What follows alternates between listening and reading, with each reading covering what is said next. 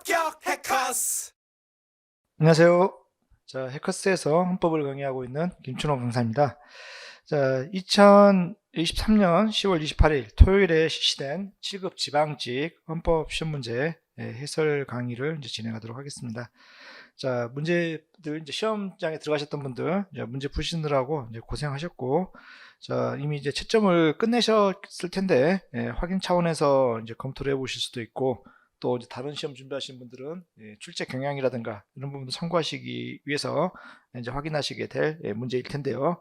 자, 1번 보시면, 자, 문화국가 원리에 대한 설명으로 옳은 것은, 문화국가 원리라는 부분은 출제 대상이 되게 되면 항상 빠지지 않고 등장하는 지문들이 문화국가, 문화 육성의 대상이 되는 것은 문화 그 자체이지 특정한 문화가 아니다라는 부분이 출제 쟁점이 되곤 하는 것이죠. 자, 그래서 여기서는 이제 옳은 것을 찾아야 되는 것이니까 이제 틀린 지문들을 다 이제 검토를 해보셔야 될 텐데요. 자, 보지만 엘리트 문화는 여기 포함되지 않는다 되는데, 자, 엘리트 문화건 서민 문화건 모든 문화를 대상으로 한다. 그래서 어떤 특정한 문화를 대상으로 하는 것이 아니라 서민 문화건 엘리트 문화건 구별 자체가 필요가 없어요. 모든 문화를 대상으로 한다. 자, 그래서 이 모든 문화를 대상으로 한다는 점에서 이 부분은 엘리트 문화를 포함시키지 않으면 틀린 내용이 되겠죠. 자, 여기 나온 것처럼 1번 선제 세등 부분과 연결되는 부분이죠. 이런 문화 정책은 문화 풍토의 조성이 목표이지 어떤 특정 문화를 배려하는 게 목표가 되는 게 아니야. 그래서 이건 특정 문화의 조성이 아니라 문화 조성 자체가 목표가 맞는 거예요. 그러니까 자, 2번도 이 부분이 틀린 내용이 되는 것이죠. 그래서 문화 그 자체가 조성될 수 있는 풍토를 다 조성하는 것이다. 이렇게 보셔야 될 것이고, 자, 3번 국가가 민족문화유산을 보호하고자 하는 경우 이에 대한 헌법적 보호법익. 자, 이것은 민족문화의 문화유산 등의 훼손 등에 관한 가치 보상이 있는 것이지 민족문화의 존속 그 자체에 있는 것이다. 존속 그 자체에 있는 것이 아니다. 자, 존속 그 자체에 있다는 게 입에 배있다 보니까 제가 그렇게 바로 나오는데요. 존속 그 자체에 있는 거예요. 우리가 뭐 그것을 가치를 매겨가지고 자, 돈으로 보상하자, 이게 목표가 되는 게 아니라는 것이죠. 그래서 가치 보상이 있는지 여부, 이 부분은 헌법적 보호 법익과는 큰 관련이 없는 거야. 존속 그 자체. 민족 문화는요, 자, 유지, 계승해줘야 되는 존속 그 자체를 보장을 하는 것이라는 것이죠.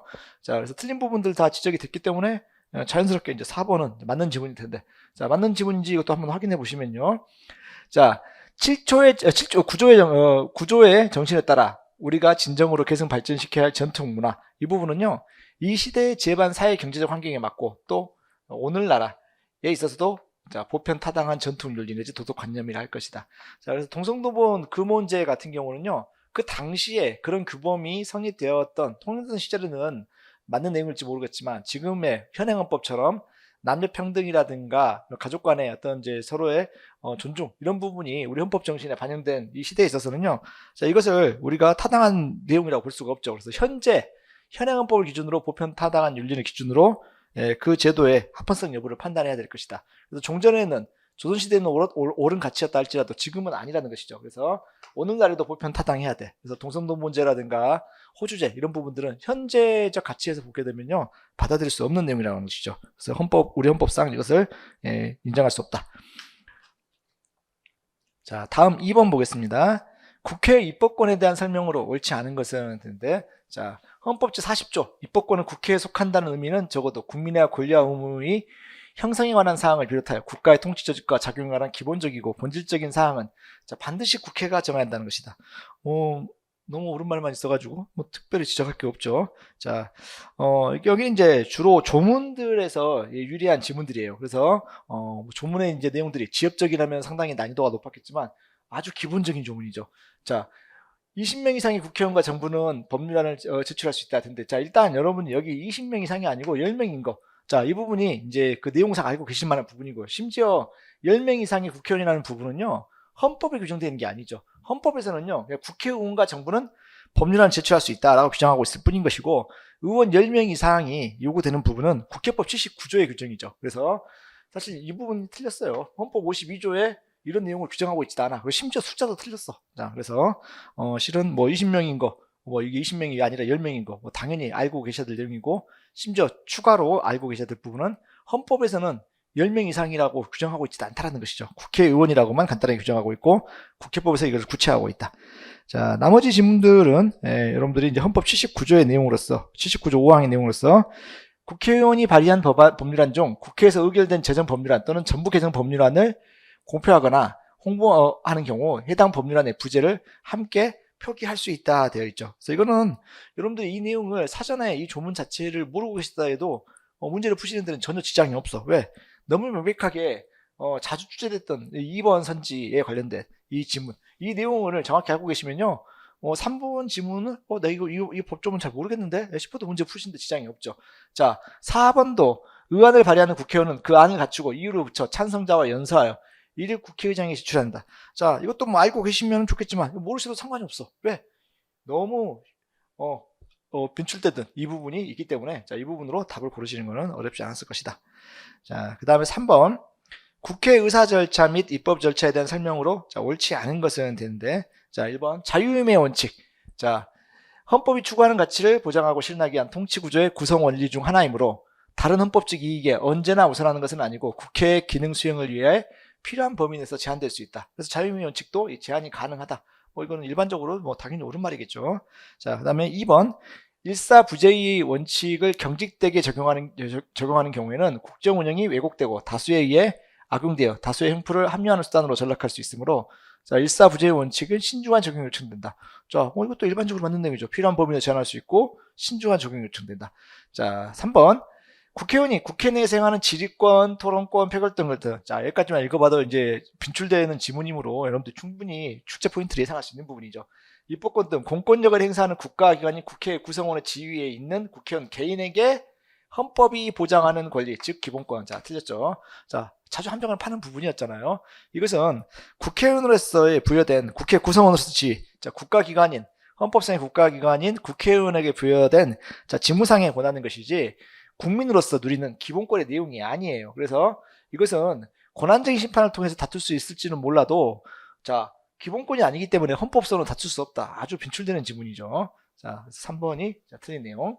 자, 4번 국회 본회의에서 수정 동의를 지나치게 넓은 범위에서 인정할 경우 국회가 의안 심의에 관한 국회 운영의 원리로 채택하고 있는 위원회 중심주의를 저해하려겠다. 이거는 여러분들이 일반적으로 추론이 충분히 가능한 부분이죠. 자, 수정 동의를 지나치게 넓은 범위 내에서, 어디에서? 국회 본회의에서. 자, 우리가 의안에 대한 심의는 주로 어디에서 하도록 하고 있는 게 이제 우리 국회 운영의 방식이냐면요, 위원회를 중심으로 하는 거예요. 자, 그런데 본회의에서 수정 동의를 너무 지나치게 넓게 인정하게 되면요, 자, 위원회 중심으로 의안을 심의한다라는 이 중심주의를 저해할 우려가 있다. 예, 타당한 설명이겠죠.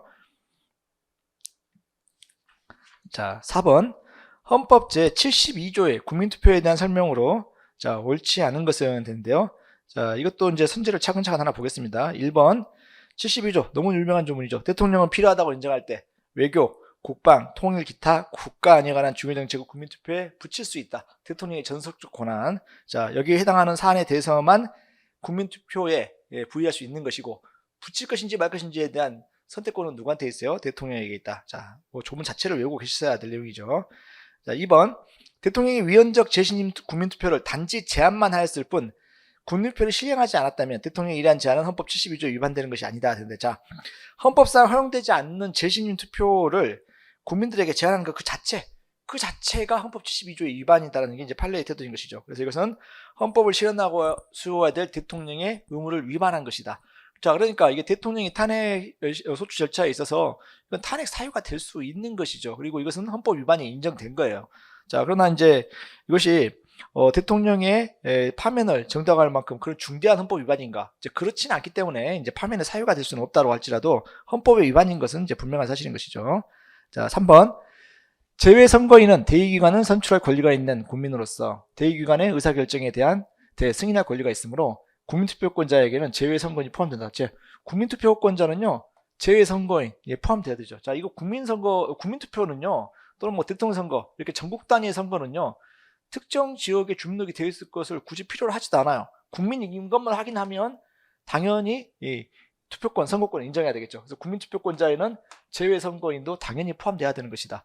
자, 그다음에 72조의 국민투표권은 대통령이 어떤 정책을 국민투표에 부의한 경우에 비로소 행사가 가능한 기본권이랄 것이다. 자, 기본권은 주체가 국민이죠. 그러니까 72조의 국민투표권, 72조를 국민투표권이라는 기본권의 형태로 구성하려면요, 원래 권리라는 것은 이것이 실현되지 않으면 내가 이 실현을 요청할 수 있는 게 권리인데, 사실 이 국민투표권은요, 대통령에게, 우리 헌법 72조 국민투표권은 대통령에게 외교, 자, 외교안보, 국방통일 기타 국간의 중요한 사항에 대해서 이거 국민투표에 붙여달라고 요청할 수가 없어요.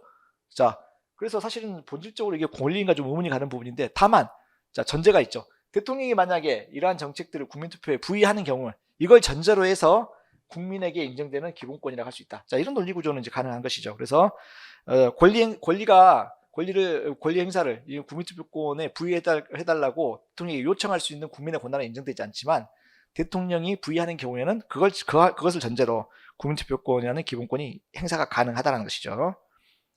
자, 5번. 인간으로서의 존엄과 가치 및 행복 주권에 대한 설명으로, 자, 옳지 않은 것은 됐는데요. 자, 이것도, 자, 지문을 하나씩 보시게 되면요. 1번.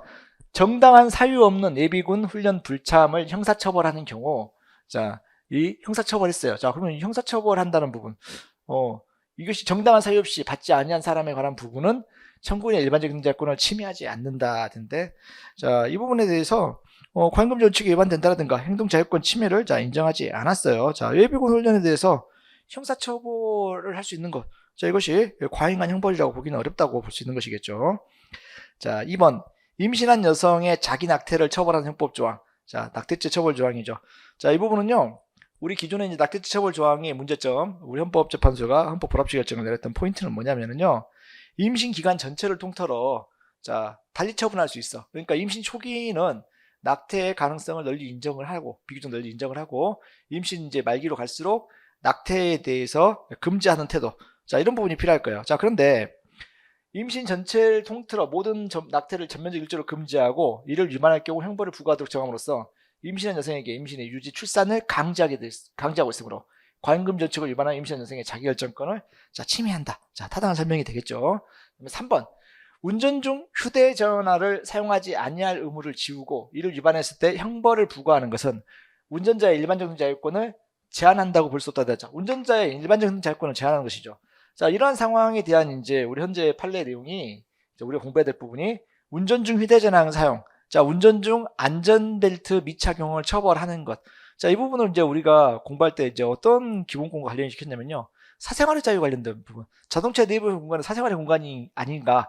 자, 따라서 그 안에서 내가, 자, 사생활, 뭐 운전 안전벨트를 매건 말건, 자, 휴대전화를 사용하건 말건, 이거를 왜 규제하느냐? 이건 내 사생활의 자유를, 자, 제한하는 거 아니냐라는데, 자, 이 부분에 대해서는 사생활의 자유 자체는 제한하지 않죠. 왜냐면, 자, 일반 도로를 주행 중인 자동차는 이미 도로에 주행 중인 자동차의 내부 안은요, 그 도로에 주행 중이라는 전제 하에서 사생활의 보호 공간으로 인정하지 않아요. 즉, 사생활의 공간이 아니기 때문에 사생활의 자유의 제한 자체를 인정하지 않아. 자, 그것과 여러분들이 이제 착각을 유도하려고 하는 거예요. 이때 제한이 안 되는 것은요, 사생활의 자유의 제한이 안 되는 것이지, 일반적인 자유권은 제한하는 거예요. 자, 일반적인 자유권을 제한하지만 침해하는 것이라고 인정하지 않겠죠. 자, 근데, 자, 사생활의 자유는요, 애초에 사생활의 보호 영역이 아니므로 사생활의 자유는 제한한다는 것 자체도 인정할 수가 없겠죠. 왜? 일반 도로를 주행 중인 자동차 내부 공간은 더 이상 사생활의 보호되는 공간으로 보지 않는다라고, 정리하시면 되겠죠. 자, 4번. 자, 이것도 이제 여러 번 출제되고 있는 판례인데요. 전동 킥보드의 최고 속도 25km를 넘지 않도록 규정한 것. 자, 왜 이런지 아시죠? 너무 빠르게 달리게 되면요, 안전사고 위험이 있으니까 이렇게 규정한 거예요. 자, 그래서, 자, 자전거 도로에서 통행하는 다른 자전거보다 속도가 더 높아질수록 사고 위험이 증가할 수 있는 측면을 고려한 기준 설정으로서 전동 킥보드 소비자가, 자, 나는 더 빨리 달리고 싶다, 바람을 느끼고 싶다, 자기결정권, 자, 일반적인 자유권, 자, 이것을 침해하는 것은 아니다. 자, 제한은 맞을까요? 제한하겠죠. 내가 위험한 사생활을 즐긴다든가 이런 거 일반적인 자유권의 보용에 속하거든요. 꼭 합법적이거나 안전한 어떤 생활을 해야 되는 건 아니기 때문에. 자, 그렇지만, 자, 이것이 침해하는 정도에는 이르는 것이 아니다라는 것이죠. 6번.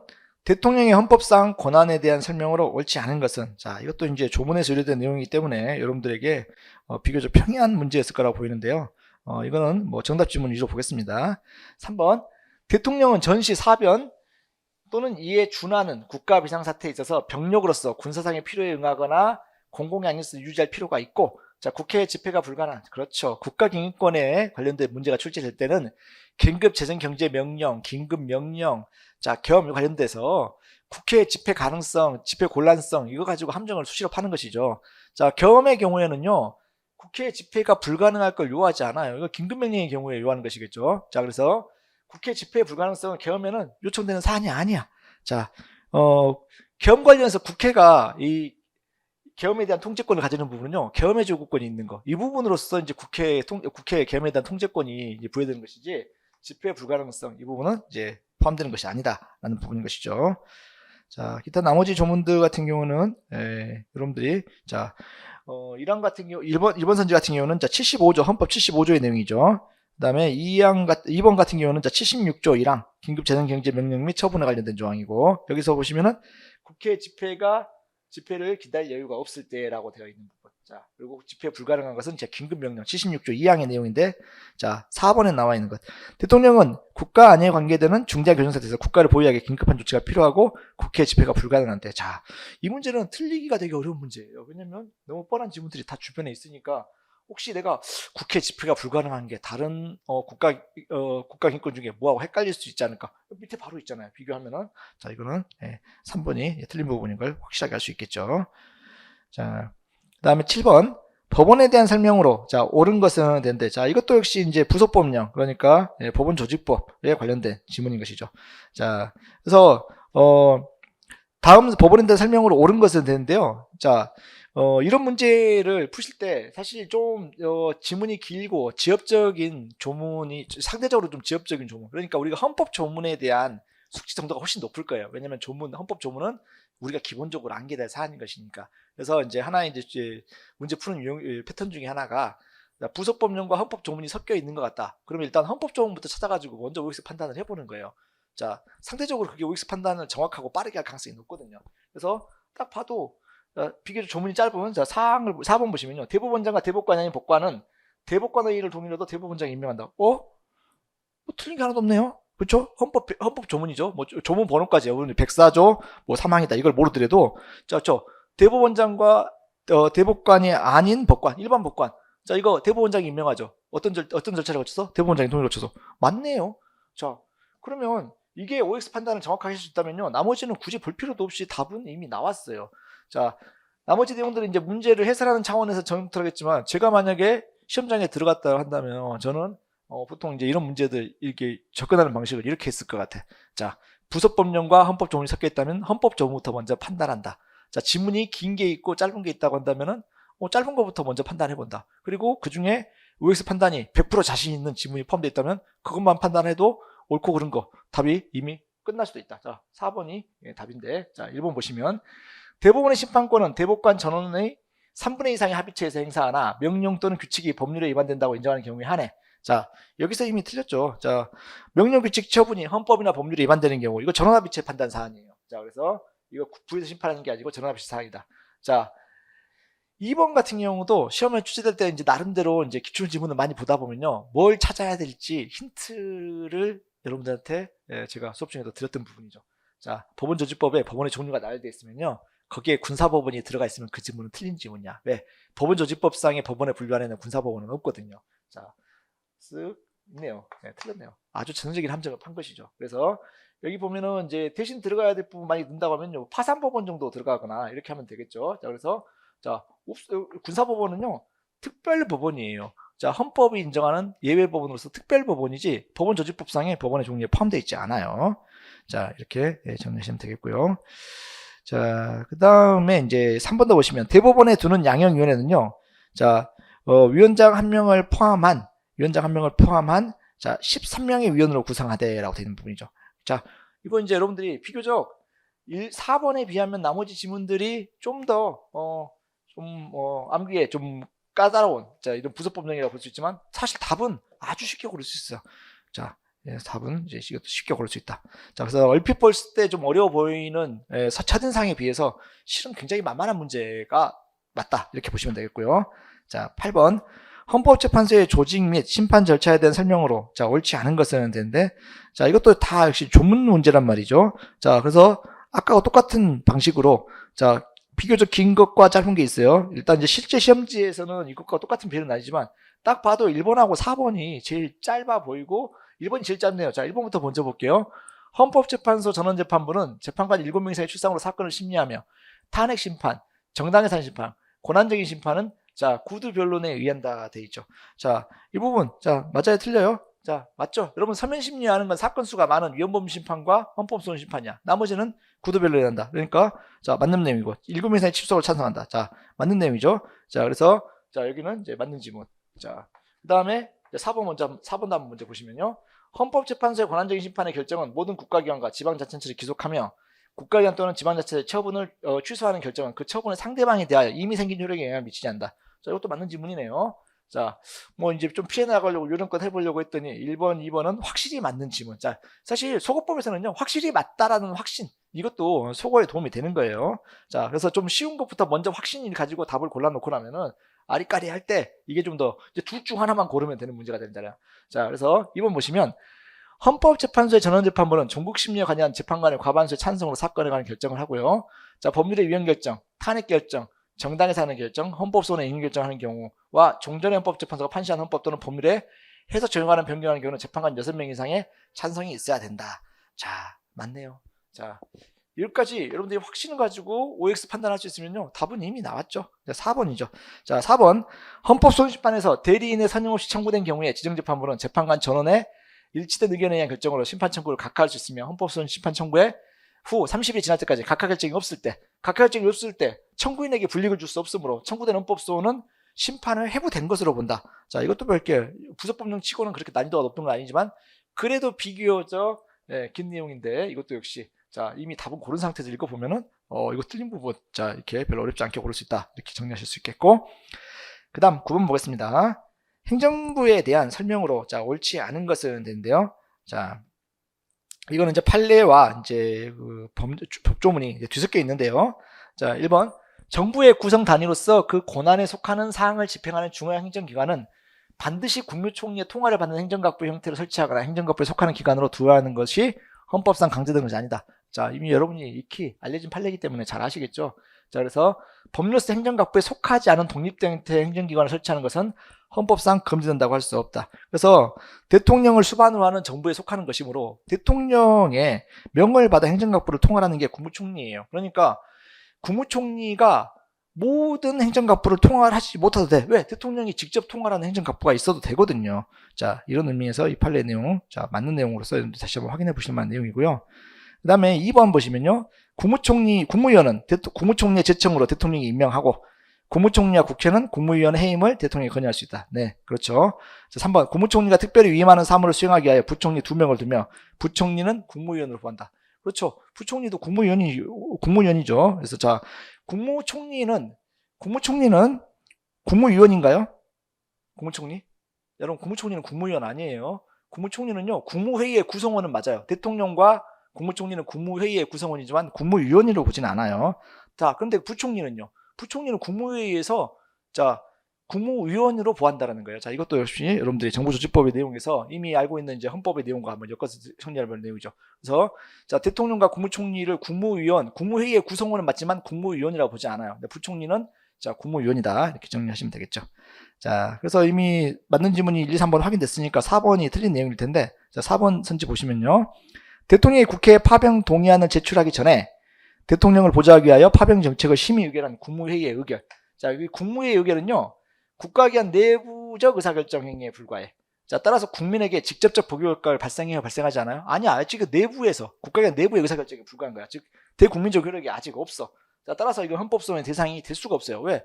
대국민적 효력, 그러니까 국민의 기본권 침해 가능성이 발생해야 되는데, 대내적으로 아직 논의 단계에 있는 거란 말이죠. 그러니까 대외적 효력이 없어요. 내부적 의사결정 행위는 자, 대국민적 효력, 국민의 기본권 침해 가능성이 없다라는 것이죠. 자, 그렇다면 국민의 기본권 침해 가능성이 없는데, 자, 기본권 침해할 수 있는 공권적 행사성 인정이 될 수가 없는 것이죠. 그다음에 10번 선거제도에 대한 설명으로 옳은 것만을 자, 모두 고르면 되는데요. 자, 이것도 이제 보시면요. 뭐 이거는 하나하나씩 다 검토를 해보죠. 자, 9번 지역구 국회의원 선거 예비후보자가 정당의 공천심사에서 탈락한 후 후보자 등록을 하지 않은 거. 정당의 공천심사에서 탈락했어요. 이른바 이제 컷오프 당한 거죠. 가장 쪽팔리죠. 경선에도 못 나가보고 탈락해버렸어. 자, 그런데 이 사람에게 기탁금을 반환해주지 않는다. 후보자 난립에 책임을 묻는다. 너무 가혹하다는 것이죠. 그래서 자, 이 경우에 기탁금 반환 사유를 규정하지 않는 것, 이것은 자, 재산권을 침해한다라고 라고 해서 돌려줘라. 불쌍하잖아요. 자, 이거 계속 시험에 출제되던 판례죠. 자, 님번.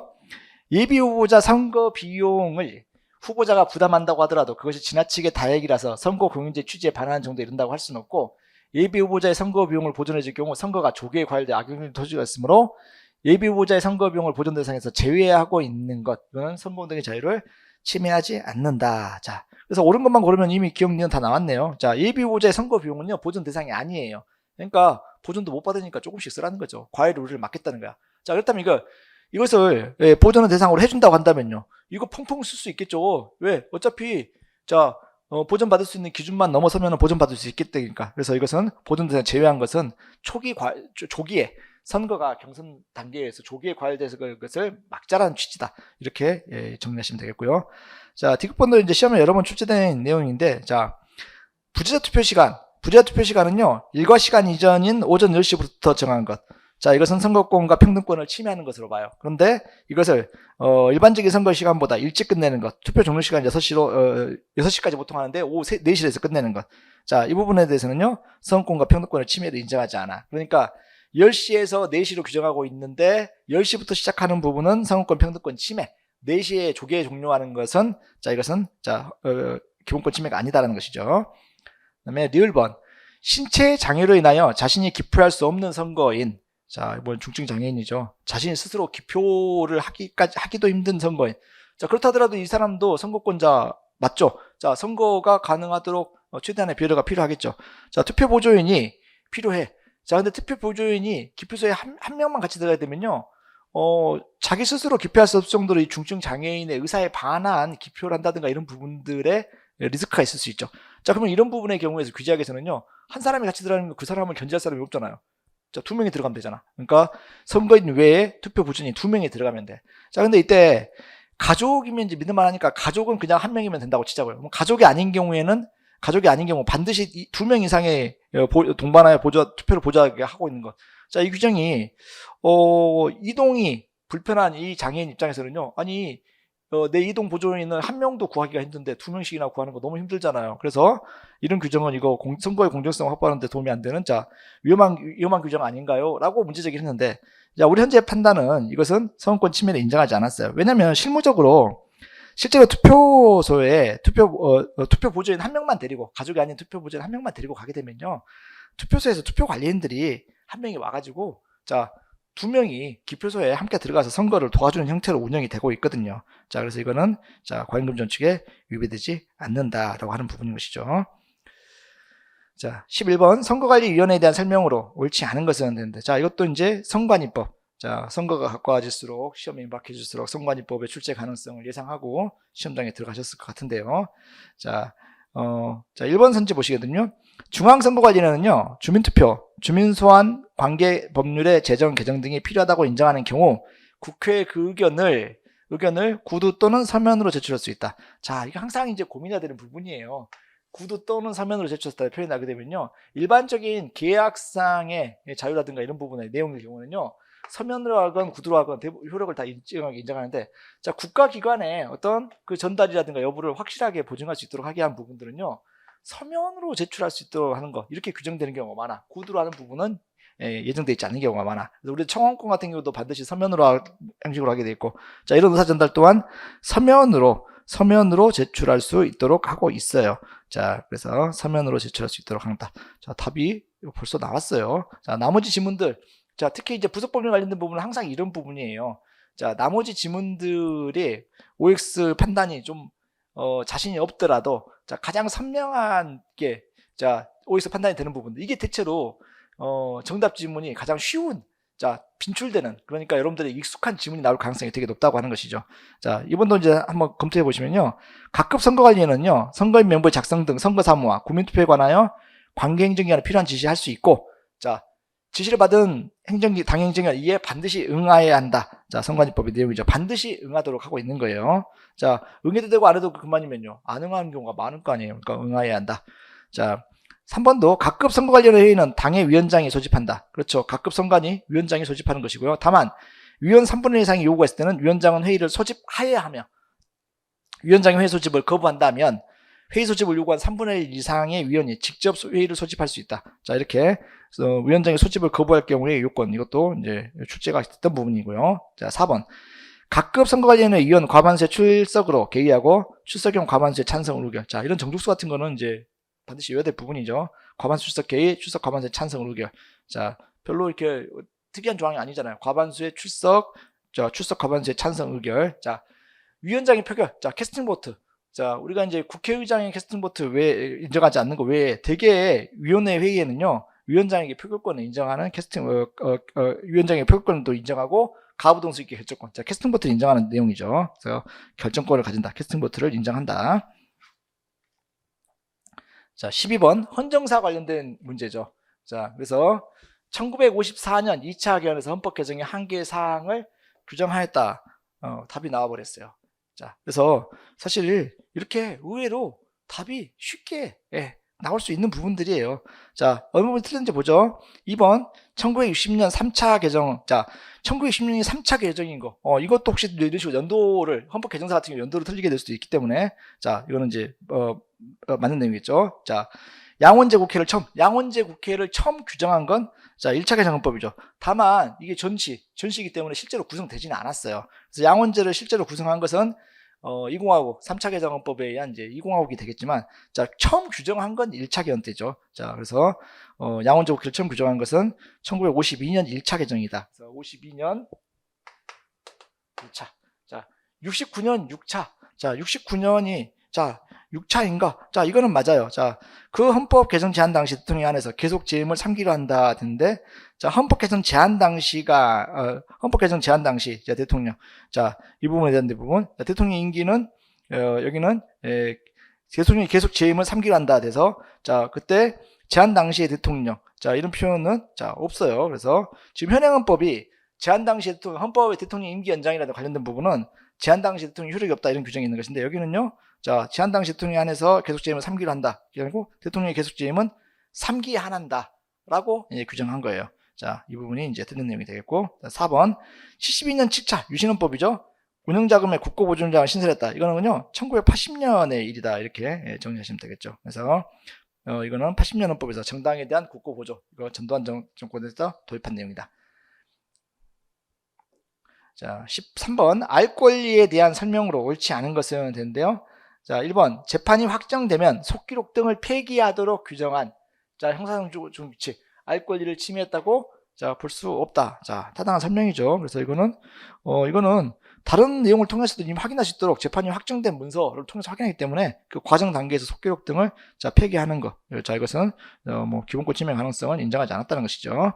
자, 2번 신문 편집인 등. 자, 이거는 이제 비교적 최신 판례, 2022년 10월달 판례가 시험에 이제 출제됐어요. 그리고 출제가 아주 강력하게 예상됐던 판례가 그대로 나왔고, 2023년 상반기에도 이미 출제됐기 때문에 아마 시험장에 들어가시는 분들은 다 정리하고 들어갔을 법한 판례죠. 자, 그래서 자, 인적 사항, 그러니까 이거 보도 금지 조항이라고 하죠. 그래서 이거는 식별 정보, 그러니까 아동 학대 행위자를 특정하게 되면요. 자, 아동학대 행위자를 특정하게 되면 그 아동학대 당한 피해 아동의 신상이 드러날 가능성이 커요. 보통 아동학대 행위는요, 자신이 보호하는 아동을 학대하는 경우가 많기 때문에 아동학대 행위자를 특정하게 되면, 자, 그 인적사항이 드러나게 되면 피해 아동이 드러날 수 있다. 피해 아동이 2차적인 피해를 입을 수 있겠죠. 그래서 자, 식별 정보가 있는 보도는 금지하도록 하는 것이죠. 그러면 식별 정보가 포함되지 않은 보도는요, 그건 허용이 되는 거예요. 그러니까 뭐 그 피해 아동이 누구인지를 추론할 수 없을 정도로 아동학대 행위자에 대한 신상도 숨긴 채, 그러니까 이 사람 나쁜 놈이니까 이 사람 신상 공개해버려야 된다 이렇게 생각하기 십상이지만, 그렇게 되면 피해 아동도 함께 피해를 보기 때문에 자, 이렇게 식별 보도 내용을 금지하는 것, 이 부분은 자, 알 권리를 침해하지 않는다는 것이죠. 얼핏 생각하게 되면 나쁜 놈이니까 공개해버리자 이렇게 착각을 유도할 수 있을 것 같은 그런 판례인데 이미 알고 계셨을 거예요. 자, 그다음에 3번. 정치자금의 수입과 지출 명세서 등에 대해 사본교부 신청이 허용된다고 하더라도 검증자료에 해당하는 영수증, 예금 통장을 직접 열람함으로써 정치자금의 수입, 지출에 문제점을 발견할 수 있다는 점에서 이에 대한 접근이 보장된다. 네, 그래서 보장되죠. 이 판례는 이제 3개월 공개되면 3개월 동안 공개했다가 그 기간이 지나면 다시 자, 비공개로 전환하도록 한 거. 자, 이 부분에 대해서 위헌 판단을 내린 그 사건의 이제 내용이죠. 그래서 자, 종전에는 3개월로 제한하는 부분이 위헌이 아니라고 했다가 2021년 판례에서 입장을 바꾼 거예요. 이미 한번 공개했던 거 계속 공개를 하지 뭘 다시 불경으로 전환하느냐, 이런 부분의 내용이 된 것이죠. 자, 3번 공시 대상 정보로서 교원의 교원단체 및 노동자별 가입 현황 인원수는 규정할 뿐 개별 교원의 명단을 규정하고 있지 아니한 이 내용, 이 부분의 교원 부분은 과잉금지 원칙에 반하여 학부모들의 알 권리를 침해한다. 자, 노조의 가입 정보, 어떤 정치적 성향을 드러내는 정보, 이건 민감한 정보예요. 자, 아무리 학부모라 할지라도 이 부분에 대해서 일반적으로 알 권리를 가지는가, 이거 인정할 수 없다고 하는 부분인 것이죠. 그래서 이러한 내용들은요, 학부모의 알 권리, 그 다음에 교원의 민감 정보죠. 이거 개인정보 자기결정권. 이거 기본권 충돌의 문제네요. 별개의 기본권 주체가 복수의 기본권, 각각의 기본권을 주장하는 부분이기 때문에 이거는 두 기본권을 합리적 조화시킨 정도의 규정이라고 본다. 따라서 학부모의 알 권리를 침해한 것이라고 볼 수 없다. 14번 지방자치에 대한 설명으로 옳지 않은 것은 되는데요. 1번 조례제정은 지방자치단체의 고유사무인 자치사무, 국가사무로서 지방자치단체장에게 위임된 기관위임 사무, 이게 함께 묶일 수 있는 조합이 아닌데, 개별법령에 의하여 지방자치단체에 위임된 단체 위임사무에 관해서 조례를 제정할 수 있다 같은데, 묶일 게 지금 자치사무하고 단체 위임사무가 조례제정권의 범주에 속하는 것이죠.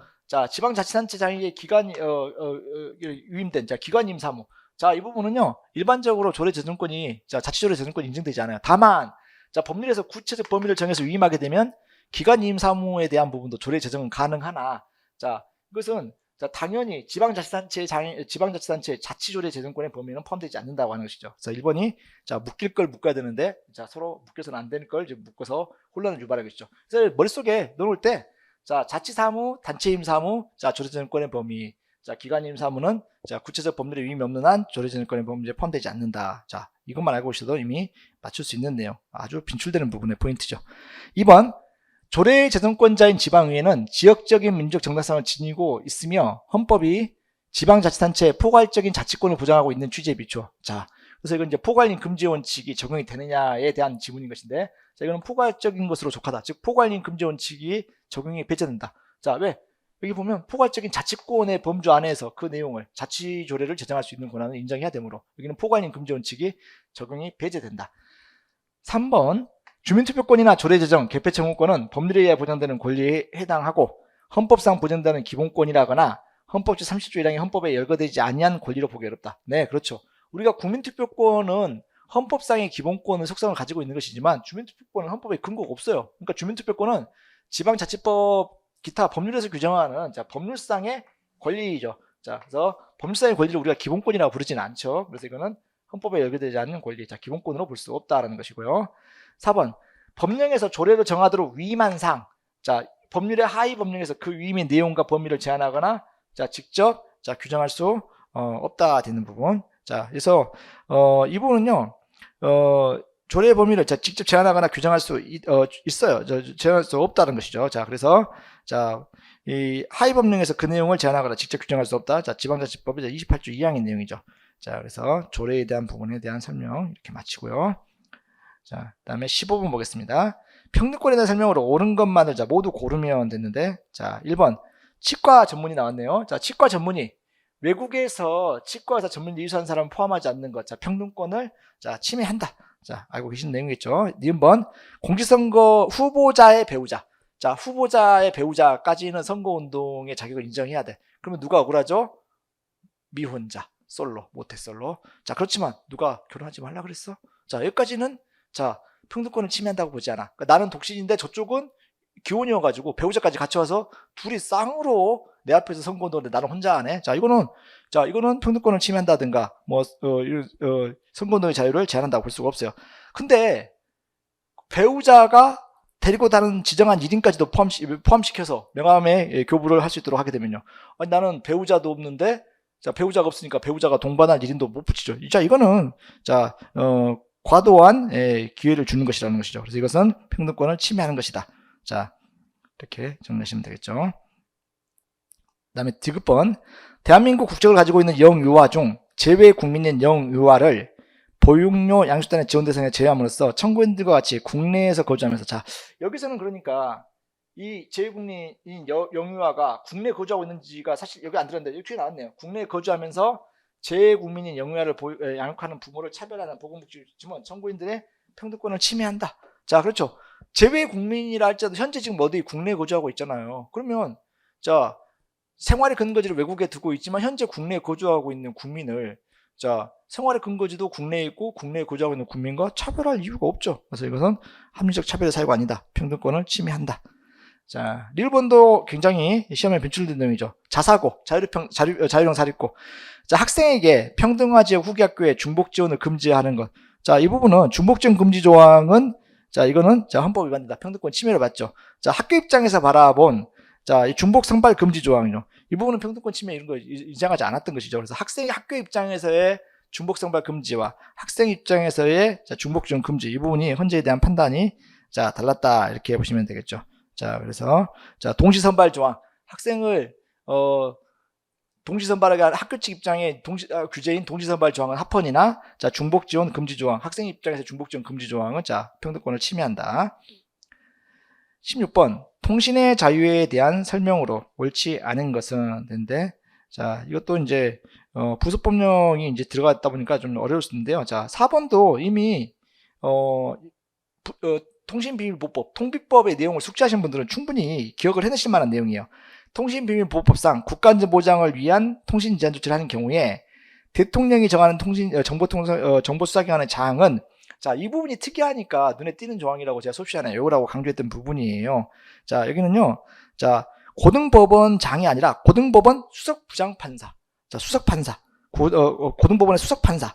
수석판사 역할을 얻어야 된다는 것이죠. 그래서 고등법원장 아니고 자, 수석판사라는 부분. 자, 이거를 정리하시면 되겠죠.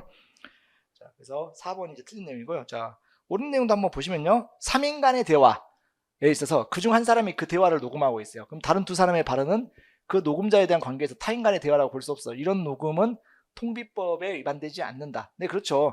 그러니까 3인 간에, 그러니까 복수의 화자가 있을 때 나도 그 대화의 참여자라면, 자, 그래서 나도 그 대화의 참여자라면 다른 두 사람의 대화의 내용을 내가 녹음한다고 해서 자, 이것이 당사자 간의 대화의 녹음이 아니라고 볼 수 없어요. 즉 타인 간의 대화가 아니야. 나도 화자로 참여해야 돼. 자, 근데 나는 두 사람만 대화하고 나는 거기에 배석해서 대화자로 참여하지 않고 있는데 녹음했다. 이 경우는 통비법에 위반의 소지가 있는 것이죠.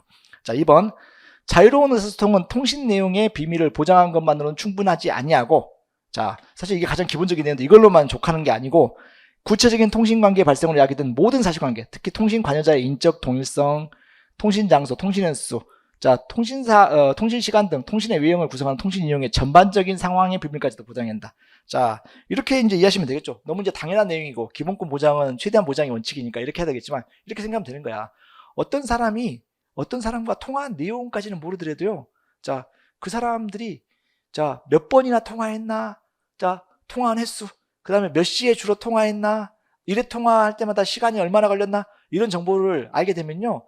그 두 사람에 대한 많은 상황을 유추할 수 있어요. 자, 한쪽은 남자, 한쪽은 여자야. 근데 이 사람들이 하루에 한 20번씩 통화를 해. 그리고 밤에는요, 통화를 되게 길게 해. 그럼 이 두 사람은 어떤 사람이에요? 사귀는 사이. 근데 한쪽 둘 다 유부남, 유부녀면요. 불륜. 자, 이런 정보가 유출하잖아요. 그러니까 그 통화 내용의 비밀만이 통신 비밀의 보장 내용이 되는 게 아니고 여기서처럼 모든 사실관계, 관여자의 인적 동일성, 자, 통신 장소, 횟수, 시간 이런 부분들, 이런 모든 부분들이 통신 이용의 전반적 상황의 비밀을 보도상으로 해야 된다라는 부분인 것이죠. 자, 그다음에 3번은 자, 전기통신 사업자는 검사, 사법경찰관 또는 정보수사기관 장에게 통신 사실 확인 자료를 제공한 때는 자료적 행위들 연 이외에 자, 이 부분은 뭐 좀 지엽적인 질문인데요. 이 내용을 사전에 알고 맞추라고 낼 의도는 아닐 거예요. 자, 그래서 사실은 1번, 2번, 4번만 정확하게 알아도 답을 고르는데 지장은 없어요. 3번을 꼭 알아야 맞출 수 있는 것이냐. 시험장에서 만약에 이런 질문들 하나 정도는 나 이거 부수법령 이거 본 기억이 없는데 출제된 적이 있다 하더라도 다소 이제 그 출제 빈도가 낮았거나 그런 부분들은요. 시험장에 들어가기 전에 사전에 다 정리할 수 없을 수도 있거든요. 그래도 문제 푸는 데는 되게 거의 지장이 없어요. 자, 17번. 진술 거부권에 대한 설명으로 옳지 않은 것은 되는데 자, 1번. 민간 법원에서 약식 명령을 받아 확정된 사실이 있는 자, 육군 장교. 자, 이것을 자, 자신에게 불리한 사실인데 자, 이 부분에 대해서 이 약식 명령에 확정된 사실을 자진 신고하도록 하고 있는 것. 이게 양에서 불리한 사실을 말하도록 하는 부분. 자, 이 부분이 일반 진술자유권을 침해하는 것인가? 그렇다고 보지 않아요. 자, 이런 의무 정도를 인정하는 거, 그거는 자, 필요한 내용이다. 이렇게 보시면 되겠고요. 2번. 교통, 에너지, 환경세, 이 교화세 몰품 및 수량을 신고하도록 한 내용. 이거 사실의 신고네요. 자, 이거 진술거부권에서 말하는 진술의 대상인가요? 아니죠. 자, 그래서 이거는 사실의 진술을 강요하는 것으로, 자, 불리한 사실에 대한 진술을 자, 강요하는 것으로 강요한 진술 보는 것인가? 자, 이렇게 볼 수 없죠. 그래서 이거는 진술 거부권을 자, 제한하는 것이 아니다라는 것이죠. 형사상의 불이익한 진술이라고 볼 수 없다. 자, 그 다음에 이제 3번 민사집행법상의 재산 명시 의무. 자, 이것도 역시 자, 이거는 재산 목록이라는 사실을 진술하도록 하는 거야. 이 또한 역시 자, 진술 거부권의 자, 침해 이런 부분이 인정할 수 없는 것이죠. 형사상 불이익한 진술의 강요라고 볼 수 없다. 자, 그다음 4번 헌법 12조 2항 모든 국민은 형사상 자기에게 불리한 진술을 강요당하지 아니한다. 자, 진술 거부권의 보장. 자, 이 부분은요 형사 절차뿐만 아니라 행정 절차, 국회에서의 조사 절차 여기에 다 보장되는 내용이다. 자, 맞는 내용이죠. 자, 18번 보겠습니다. 교육제도에 대한 설명으로 옳지 않은 것은 된데, 자, 이것도 역시 이제 틀린 지문 4번부터 먼저 보시면요. 대학의 자율성에 대한 침해 여부를 심사함에 있어서 대학의 자치 보장을 위하여 엄격한 심사를 해야 하므로 입법자가 입법 행사의 한계를 넘는 자의적인 입법을 하였는지 여부만을 판단해서는 된다. 자, 대학의 자유를 제한하고 있는 부분. 자, 이 부분은요, 자의적으로 그 본질적인 내용을 침해하는지 여부에 대한 판단. 자, 그래서 이거는, 자, 이 완화된 심사 기준이므로 자의적 입법이었는지. 그러니까 이건 엄격한 기준과 자의적 입법, 자의성의 판단. 이건 서로 조화롭지가 않죠. 왜? 엄격한 심사 기준은요, 비례 심사해야 되는 것이고요. 자, 완화된 심사 기준이 자의 심사예요. 이거 두 개가 자체가 쌍이 안 맞아요. 그래서 자, 틀린 지문으로서 판단하시면 되겠고요. 자, 맞는 지문도 함께 보시면요. 1번 학교 범위내 운영의 투명성, 효율성, 자, 교육의 공공성과 직결되기 때문에 자, 여기 공법적 규제를 가하는 것. 자, 이 부분은 자, 자유의 본질적인 내용을 침해하지 않는 한 당연히 입법 형성의 자유에 포함되는 것이다. 그래서 이게 설령 사립학교라 할지라도 자, 공교육의 틀 안에 있는 한은요, 공교육적인 어떤 규제, 공법적 규제를 받아야 된다. 자, 그만큼 사립학교를 할지라도 공적인 지원도 가거든요. 그러니까 공법적 규제의 대상이 되도록 한다. 자, 이것은 자, 입법 형성의 자유 속에 속하는 부분이라 볼 수 있다. 현재는 비록 헌법의 명문의 규정은 없지만 학교 법인을 설립하고 이를 통하여 사립학교를 설립 경영하도록 하는 것. 사학의 자유. 자, 이거 기본권일까요? 네, 기본권이죠. 사학의 자유. 그러니까 여기 10조, 그다음에 31조. 자, 이런 데서 도출되는 자, 기본권이라고 자, 확인하고 있다라고 하는 부분인 것이고요. 그다음에 3번. 우리나라는 사립학교도 공교육 체계에 편입시켜 국가 등의 지도 감독을 받도록 함과 동시에 그 기능에 충실하도록 많은 재정적 지원과 각종 혜택. 자, 일본에 설명드렸던 맥락과 이어지는 부분이죠. 목적이 달성이 불가능하여 그 존재를 상실한 학교 법인은 적법한 절차를 거쳐 해산시키는 것도 필요하므로 자, 해산 명령 조항 또한 과잉금 조치에 반하지 않는다. 네, 그렇죠. 자, 그 학교를 계속 유지하게 되면요, 그 학교 다니는 학생들한테도 피해가 돼요. 그래서 이런 경우에 자, 해산 명령의 조항 두는 것, 이것도 과잉금 조치에 반하지 않는다. 19번 거주 이전의 자유에 대한 설명으로 자, 옳지 않은 것은 된대요. 자, 이것도 자, 1번부터 보시면요. 생활의 근거지에 이르지 못하는 일시적 이동을 위한 장소의 선택과 변경. 자, 거주 이전의 자유 복용에 포함되나요? 네, 포함되지 않는다. 그래서 서울광장의 통행을 막은 행위, 이 부분은 자, 서울광장이 생활의 근거지라고 볼 수는 없죠. 자, 그러니까 여기 통행을 막는 것은 자, 거주 이전의 자유의 침해는 인정되지 않아요. 거주 이전의 자유를 제한도 인정이 안 돼. 왜? 거주 전에 보호기능이 아니니까. 굳이 어떤 기본권을 제한하느냐 물어본다면은 일반적 자유권의 제한이 될 수 있겠죠. 이 경우에도 침해는 당연히 안 되는 것이고요. 자, 거주 전의 자유는요, 보호용 자체에 포함되지 않기 때문에 제한조차 인정이 되지 않는다라는 법리를 이제 이해하시면 되겠고요. 2번, 대한민국 국민이 자진하여 외국 국적을 취득하는 경우 대한민국 국적을 상실하도록 하는 것.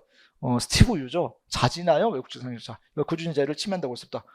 자진하여 외국 국적 취득했으니까 그때 국적을 상실하도록 하는 것. 자, 이 부분은, 자, 이것은, 자, 위헌이라고 볼 수 없다. 자, 그 다음에 3번.